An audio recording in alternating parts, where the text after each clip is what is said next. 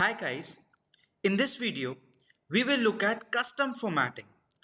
Now custom formatting is used when we want our data to look in a specific manner.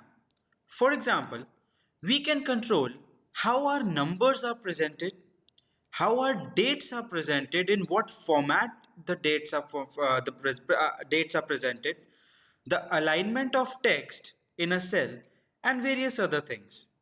So let's look at example 1. You have a set of data in front of you. Now what I want is that in column B, in dates column, my dates should be in DDMMMYY format.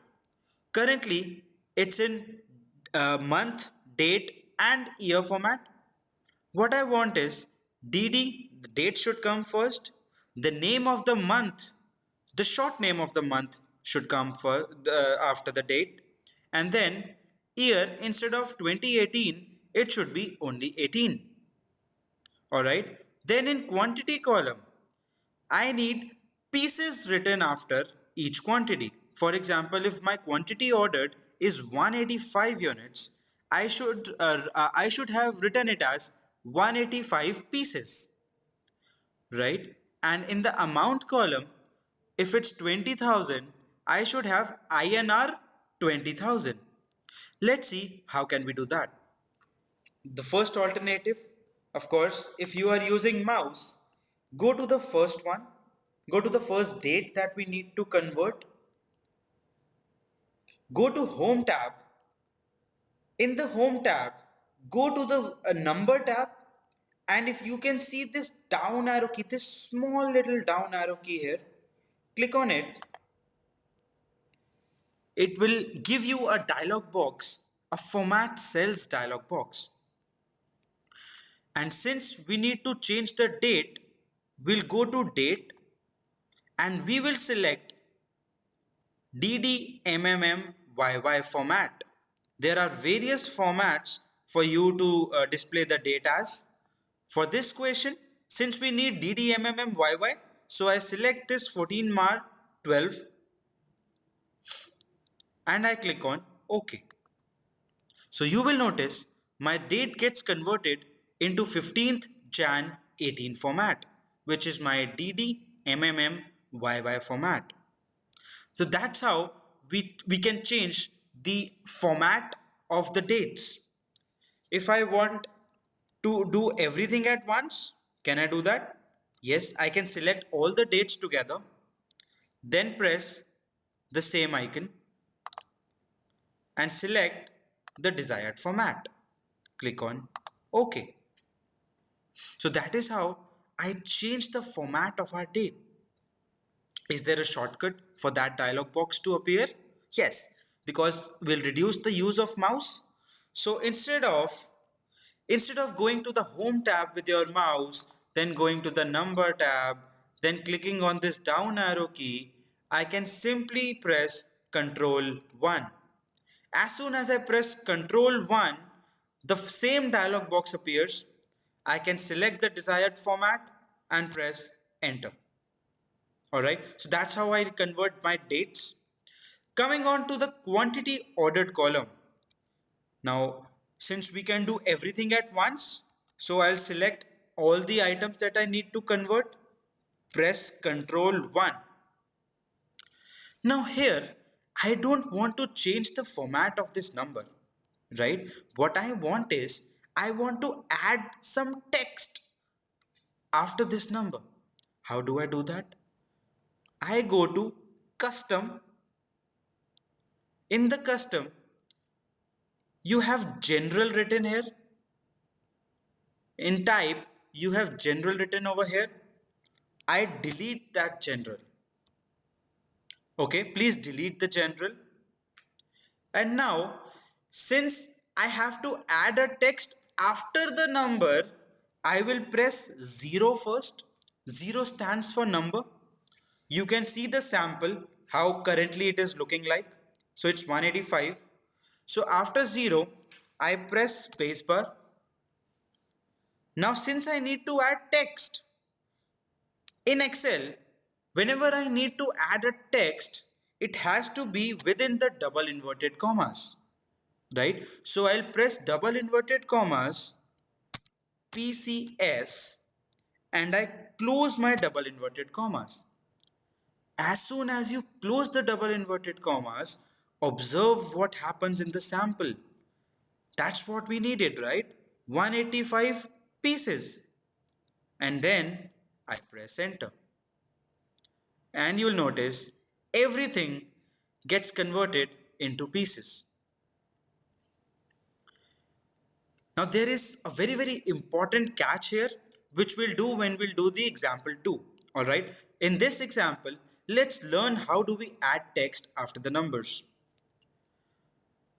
Now I know you want a repeat of this once. So let's see how can we add INR before the number in the amount paid column. I select all my numbers. Step 1, select all the numbers. Step 2, press Ctrl 1. Step 3, go to custom. Step 4, remove the general. And step 5, frame the desired format. In the previous one, I needed text after the number. Hence, I started with 0, space, and then inverted commas. Here, I need text first and number later on. Now, I know you've guessed how do we do that. So, double inverted quotes, I N R, close double inverted quotes, space, and 0. So, just have a look at the sample. It becomes INR 20,000 and I press enter. So, before every amount, you have INR written. Alright, that's how we do it. So I hope custom formatting is clear. Now let's look at example 2 and I'll show you what the catch is here. In example 2, I need to create column headers with FY0 as the beginning and use addition to calculate the headers till FY5. What I mean is, I need FY0 here. Here, I need FY1. But instead of writing FY1, I need to use addition. That means I need to press equals previous one plus 1. I need to use this to frame FY1. Currently, if I do this, it will show an error. Why? Because this is a text string. You cannot apply a formula to a text string, right? You need number to apply a formula. Let's see how do we do that. Step 1, since I need FY0, I press 0 here, right? Now, what I needed, I need FY written before the number. That's what we did when we were using amount paid column, right? Similar way. First step, I press Ctrl 1. Second step, I go to custom. Third step, I remove general. Fourth step, I frame the desired format. Now I need text first. So inverted commas, FY, close the inverted commas, space 0 and press enter. It'll show me FY0. Now, if I want plus 1, I should get FY1 here. So let's try if we are able to do that. Equals previous cell plus 1. Why equals? Because every formula in Excel has to mandatorily start with an equals or a plus sign. Right?